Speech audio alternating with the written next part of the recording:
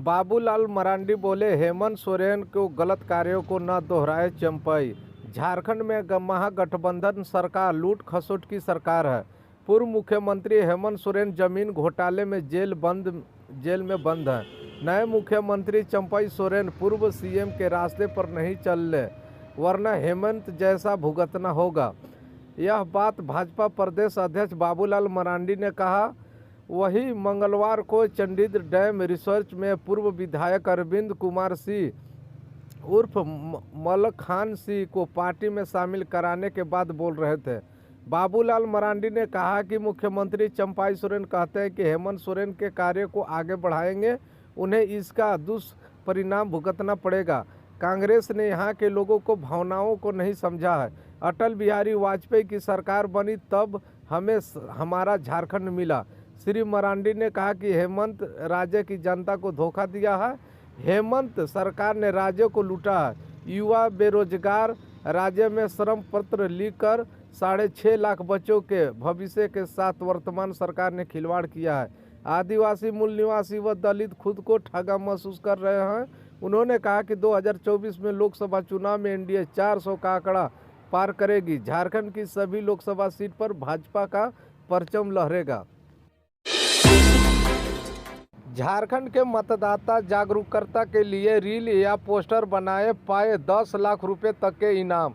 रांची राज्य के मुख्य निर्वाचन पदाधिकारी रवीश कुमार ने झारखंड वोटर अवेयरनेस कास्टेट को लेकर कलाकारों के साथ कार्यशाला आयोजित की बात बताया गया कि मतदाता जागरूकता पर short film, music video, reel, marketing व पोस्टर मेकिंग के वर्ग की 4 प्रतियोगिताओं में हिस्सा लेकर 10 लाख रुपए तक का पुरस्कार जीता जा सकता है।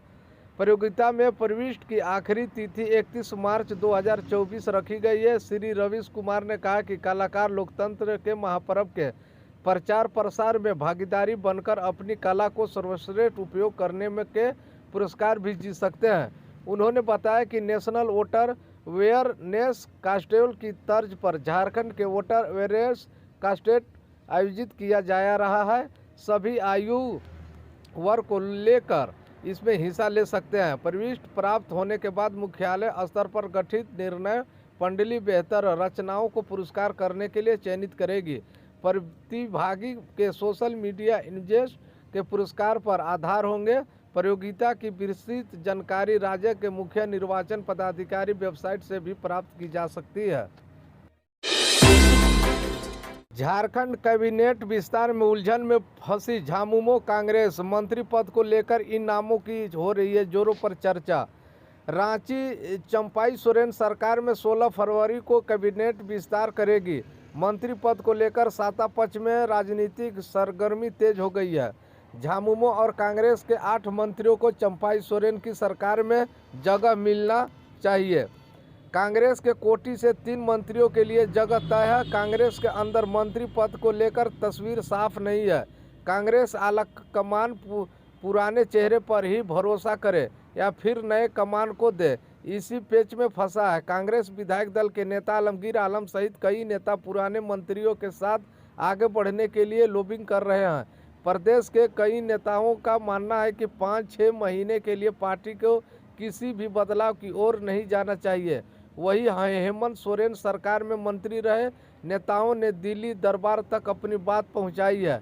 इधर मंत्री पद को लेकर पार्टी के अंदर कई नामों पर चर्चा हो रही है। प्रदीप यादव, दीपिका पांडे, पूर्णिया नीरज सिंह, अनूप सिंह जैसे नेताओं की अपनी लॉबिंग है। कांग्रेस के अंदर भूषण बड़ा है भी नए चेहरे में तेजी से नाम चल रहा है। कांग्रेस सूत्रों के अनुसार अगर हेमंत सोरेन के मंत्रियों को ड्रॉप किया जाएगा तो उसमें डॉक्टर रामेश्वर उरांव और बन्ना गुप्ता का नाम तेजी से चल रहा है। हालांकि अब फिलहाल अटकल है पता कांग्रेस आलाकमान को खोलना है। इधर झामुमो कोटे से मंत्री पद के लिए बसंत सोरेन का नाम सबसे आगे है। श्री सोरेन का कैबिनेट में शामिल होना तय माना जा रहा है। सीता सोरेन के नाम पर संजय। राजनीतिक सूत्रों के अनुसार शिबू सोरेन परिवार से 2 लोगों को शायद ही कैबिनेट में जगह मिल जा पाए। झामुमो में मिथिलेश ठाकुर और जोबा माझी का व्रत सुरक्षित माना जा रहा है। झामुमो दुबे कुमार सोनू टिपन स्टीफन मरांडी के नाम पर दाव चल सकता है। झारखंड बड़गाई जमीन मामले में विनोद सिंह समेत 3 के ठिकाने पर ईडी की रेड, मिले जमीन से जुड़ी अहम दस्तावेज। रांची ईडी की टीम ने मंगलवार को बड़गाई की 8 एकड़ जमीन से जुड़ी मामले में विनोद सिंह, रमेश गोप और हेलेसियम कफच के ठिकानों पर छापेमारी की। ईडी ने विनोद सिंह के ठिकानों पर दूसरी बार छापा मारा है। यही छापेमारी उसके दूसरे मोबाइल से मिले ब्यौरे में आलोक की गई है कि छापेमारी के दौरान विनोद सिंह के ठिकानों से काफ़ी महत्वपूर्ण दस्तावेज मिले हैं। जमीन कारोबारी रमेश घोलप के ठिकानों से जमीन की खरीद बिक्री से संबंधित दस्तावेज मिले हैं। गोप के ठिकानों से मिले दस्तावेज से जमीन की खरीद बिक्री के कुछ और मामलों में उजागर होने की संभावना जताई जा रही है। ईडी की टीम ने मंगलवार की सुबह करीब 7 बजे पूर्व सीएम हेमंत सोरेन के करीब विनोद सिंह के यहां छापा मारा। इससे पहले इसकी ठिकानों पर 6 जनवरी को छापेमारी हो चुकी है। रमेश घोप जमीन का बड़ा कारोबारी लिरेसियम कपच से बड़गाई स्थित हेमंत सोरेन के कब्जे वाली जमीन की बाउंड्री का निर्माण कराया था। 13 जनवरी को हुई छापेमारी के दौरान विनोद सिंह के घर से महत्वपूर्ण दस्तावेज मिले हैं। इसमें जमीन और निवेश से संबंधित दस्तावेज शामिल हैं। दुमका में बोले सीएम चंपाई सोरेन 20 लाख लोगों को देंगे अबुआ आवास। हेमंत सोरेन को साजिद कर जेल भेजा गया है। दुमका झारखंड के मुख्यमंत्री चंपाई सोरेन ने दुमका जिले के कमार दुहानी स्थित स्पोर्ट कॉम्प्लेक्स में दुमका, देवघर और जामताड़ा जिले में 25,385 लाभुकों को बीच अबुआ आवास का स्वीकृति पत्र वितरण किया गया। इसके लिए निर्माण प्रथम किस्त जारी की है। इसमें दुमका में 9,827, जामताड़ा में 5,711 और देवघर में 9,847 लाभुक शामिल थे, जिसके बीच कुल 76 करोड़ 15 लाख रुपए की राशि डीबीटी के माध्यम से भेजी गई। सभी को संबोधित करते हुए मुख्यमंत्री ने कहा कि इस योजना के तहत 20 लाख लोगों को घर देना है। वर्ष 2027 तक सभी जरूरतमंदों को अबुआ आवास के तहत पक्का मकान मिल जाएगा। सीएम चंपाई सोरेन ने कहा कि बेघर के लिए एक योजना पीएम आवास योजना भी थी, लेकिन अब 4 साल पहले झारखंड के हेमंत सरकार बनी तब से केंद्र सरकार ने इसका फंड रोक दिया। ऐसे में राज्य सरकार ने यह फैसला लिया है कि अब झारखंड की सरकार राज्य के गरीबों को, जरूरतमंदों को सरकार 3 कमरे वाला अबुआ आवास देगी, जिसकी राशि पीएम आवास के 1,30,000 से ज़्यादा 2 लाख होगी। मुख्यमंत्री ने कहा कि केंद्र ने कहा था कि वही सभी जरूरतमंदों को 2022 तक आवास देगी, लेकिन 4 साल के केंद्र वंश बंद कर झारखंडियों के साथ धोखा किया है। मंच पर पूर्व सीएम हेमंत सोरेन को याद कर भावुक हुए भाई बसंत सोरेन, छलके आंसू। दुमका में कमार दुहानी स्टेडियम में मंगलवार को अबुआ आवास के लाभुकों के बीच स्वीकृति पत्र वितरण का कार्यक्रम हुआ, जिसमें मुख्यमंत्री चंपाई सोरेन शामिल हुए। कार्यक्रम में पूर्व सीएम हेमंत सोरेन के छोटे भाई बसंत सोरेन भी मौजूद थे। जब उनके संबोधन की बारी आई तो वे माइक हाथ में लेकर जड़वत हो गए। उनके मुंह से आवाज़ निकल नहीं रही थी, गला रूख गया और आंसू छलक पड़े। उन्होंने पहले तो लोगों से कहा कि बाद में बात करेंगे। इस बीच विधायक प्रदीप यादव ने उन्हें ढाढ़स बंधाया। वह थोड़ी देर रुके, पानी पिए, फिर उन्होंने फंकते हुए कहा कि यह मंच हेमंत सोरेन के बिना अधूरा है। उन्होंने यहाँ के गरीबों को अबुआ आवास की योजना मेरे भाई ही लेकर आए। मंच पर मौजूद पूर्व मुख्यमंत्री हेमंत सोरेन की भाभी सीता सोरेन ने भी उन्हें याद करते हुए कहा कि यहाँ सब कुछ बदला हुआ है। इस तरह के स्टेज पर हेमंत सोरेन नजर आते थे। दुख है कि भारतीय जनता पार्टी के इरादे जब पूरे नहीं हुए तो साजिद के तहत यह खेल खेला गया है। यह आवास योजना गुरुजी का सपना था, जिसे हेमंत सोरेन ने जमीन पर उतारने का काम किया। मंच पर मौजूद जामताड़ा के विधायक डॉक्टर इरफान अंसारी ने कहा कि जब वे रांची से कार्यक्रम में भाग लेने आ रहे थे तो भाभी कल्पना सोरेन से मुलाकात की। उनके आंखों में आंसू थे। वहां उनके दोनों बच्चे भी थे। हेमंत सोरेन के दोनों बेटे ने मुझसे रोते हुए कहा कि अंकल अंकल पापा को ले आइए। यह सुन मेरी आंखों में आंसू आ गए। हेमंत राम है, मैं उस राम का हनुमान हूँ, मैं उनका सच्चा सिपाही हूँ। मैं कसम खाता हूँ कि जब तक हेमंत सोरेन को जेल से नहीं निकालूंगा तब तक मैं चैन से नहीं बैठूंगा। मंच पर मौजूद विधायक प्रदीप यादव ने कहा कि केंद्र सरकार द्वारा झारखंड में महागठबंधन की सरकार को गिराने के लिए काफ़ी प्रयास किए गए हैं। विधायकों को तोड़ने का प्रयास हुआ। जब वे इनमें नाकाम हुए तो ईडी और सीबीआई के पीछे लगा दिया। उन्होंने कहा कि आज पूरे देश में विरोधियों के खिलाफ इस तरह की छापेमारी की जा रही है। मैं दावे के साथ कहता हूं कि हेमंत सोरेन इससे बेदाग होकर निकलेंगे। उन्होंने ईडी पर लिखी कभी सुनाई। हमें कुछ खास एहसास हुआ है कि वर्ष 2024 कुछ खास हुआ है। लगता है भाजपा ने शुरू कर दी चुनाव की तैयारी, क्योंकि विरोधियों पर तेज हो गई है ईडी की छापेमारी। झारखंड में एक ऐसा होट जहां बिकते हैं सिर्फ आदिवासियों के बनाए हुए सामान। हर माह लगती है आकर्षण दुकानें।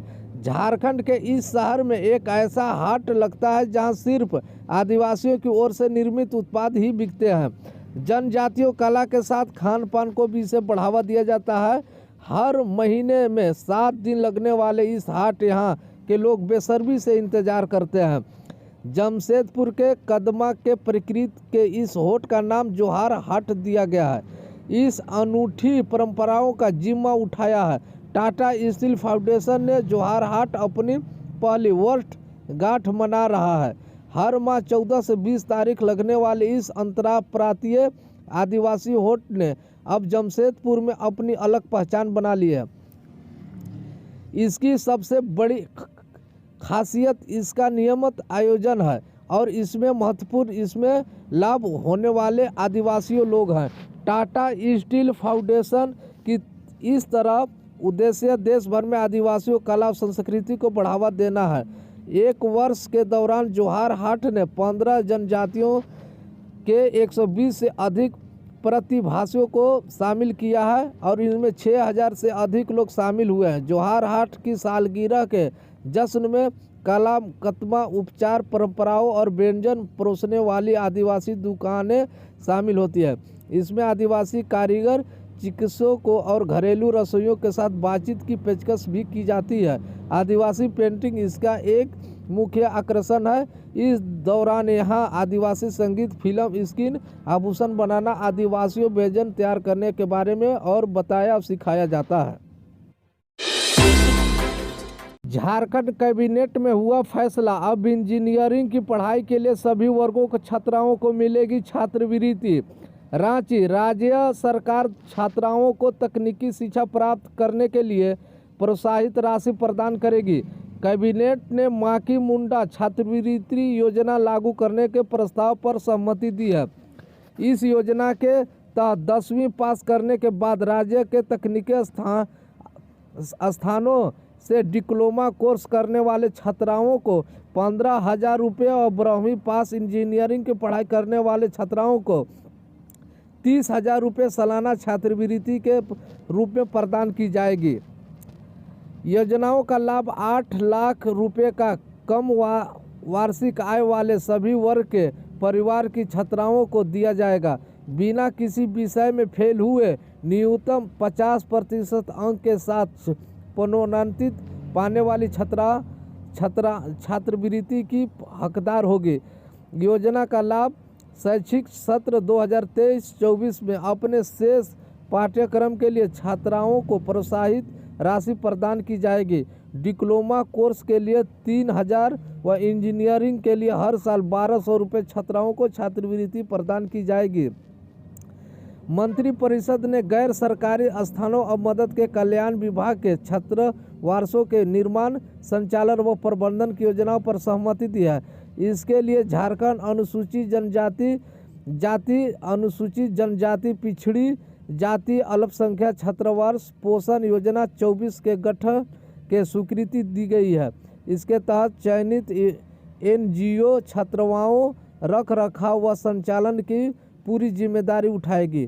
छात्राओं से रसोईया गार्ड के अलावा हाउस कीपिंग की जिम्मेदारी भी संभालेगी। हेमंत सोरेन ने कैसे किया करोड़ों का गबन, ईडी को मिले अहम सबूतों से बड़ा खुलासा।